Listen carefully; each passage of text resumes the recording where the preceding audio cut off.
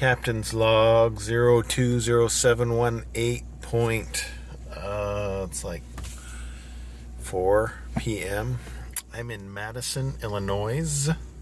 It's a Thursday. I'm in my truck. I just moved it to get into place to unload my truck, my commercial truck. I just drove up from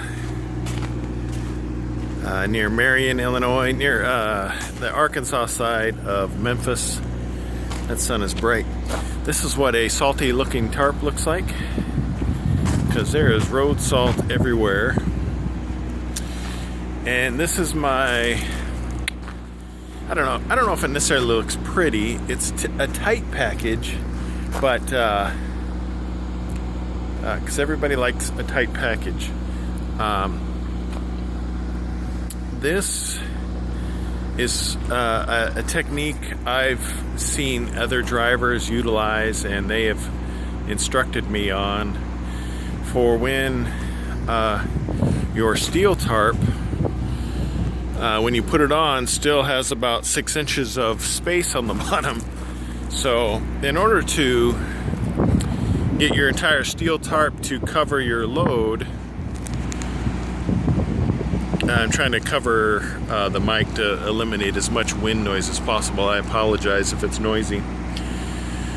I guess the idea is you take the excess from the back that typically gets tucked underneath the back. You actually pull that out like a wedge, and you can kind of see the line as it comes down, forms a triangle there covering the bottom up to that point, and then you take the excess from the front and it forms like a wedge in the back. So in essence, it's covering any gap that may remain as a result of the edge of the steel tarp being too short.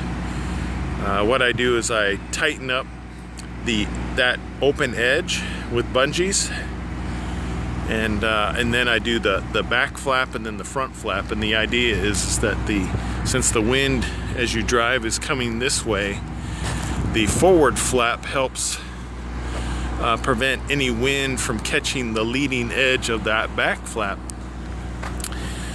And then you just bungee the heck out of it. And in addition to that, I've got these other, they almost look like straps made out of bungees. And that's just a technique to help hold everything as snug as possible to prevent any type of loose flaps from catching air or wind or anything. I think the only thing that would have caught any type of wind would have been just this small section up here. I think the only reason this coil is the purpose of the tarp is not to prevent the steel coil from getting wet, because the particular location I went to, none of the other drivers were covering their coils. These coils are stored outside, and when I get to the location I'm delivering to, it'll probably be stored outside as well. Same technique. Here, how can I show this to you without walking on Maverick grass? As you can see, it's alive. If you like dry hay, this is a nice field for you to come burn, but I don't want to walk on it. That's frowned upon. Same technique on this side, close-up version, back flap underneath the forward flap that comes back, and just all kinds of bungees. This one, I'm actually going to replace that bungee. Some may ask, well, if this is stored outside and it's going to be placed outside when I deliver, why do we tarp it? Well, the answer to that is because somebody paid for it. Somebody paid to have it tarped. So therefore I'm tarping it, because I'm getting paid to tarp it. I don't do anything for free, so they paid me to do it, so I did it. And it's really just to prevent, from my understanding, is to prevent road salt, because this is going north towards Chicago, delivering on Monday.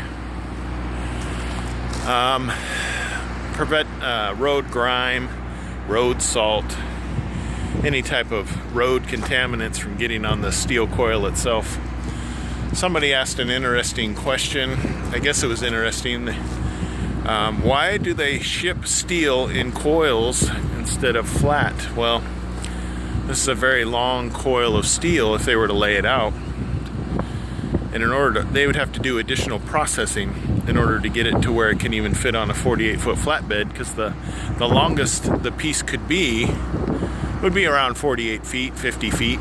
You can actually go longer, but then you're dealing with even extra permits and whatnot to haul oversized loads. So this is just like the most convenient way to haul flat steel in the initial processing stages, in my opinion. I'm not a professional processor of steel. It's just what I've noticed, and hopefully that answers that question. This is I was hoping that the Madison yard, it's probably, I don't know, it feels like it's in the 40s, maybe 46.7 degrees. I was hoping that the truck wash would be open, but it is not. And I just recently, this is looking actually a lot better than what it was.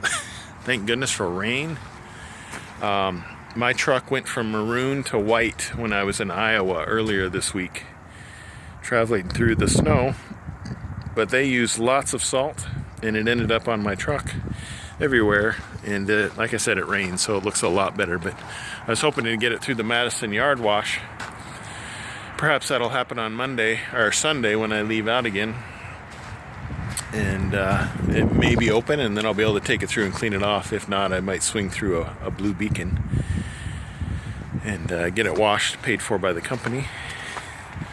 All the stuff that I use with my truck, as has been asked from others, is paid for by the company. All the equipment that I utilize, tarps and whatnot.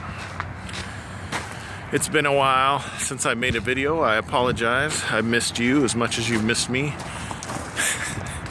It was a total lie. Or as Spock would say, I'm in error. Yeah, so anyway, I'm gonna go home now because it's the start of my weekend.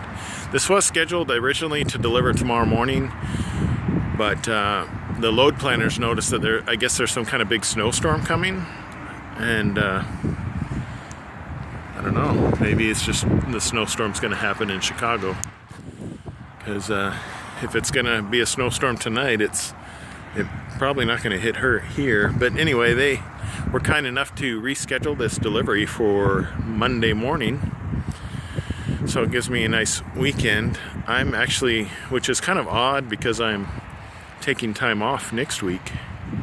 I've been working for the last 3 weeks. I just haven't been filming anything because I've been taking time to myself, I guess. If you have any questions, leave them below in the comment section. There's a lot of information in the video description if you ever have generic questions, like a lot of people do. I try to put that information in the video description so people can find their answers right away versus having to wait for my response. Yeah, so as you can tell, I'm still alive. I'm hauling a coil. This one has, let's see, how many chains? 2, 4, 6, 7 chains on this particular coil. It's a solid coil. And yeah. This is my typical technique for hauling any type of steel coil. Is I fold the excess of my tarp in the front. It makes like this wedge shape. I don't know if it makes it more aerodynamic, but the wind, I've noticed for me, in my personal experience, is that the wind helps hold the excess tarp in there. I've had instances where when I've attempted to fold up excess in the rear tends to explode. And that may be the case for a lot of people. They may find that their rears explode if they don't pack it right. I don't know if that sounded good or not. That might have sounded bad. Anyway, until next time.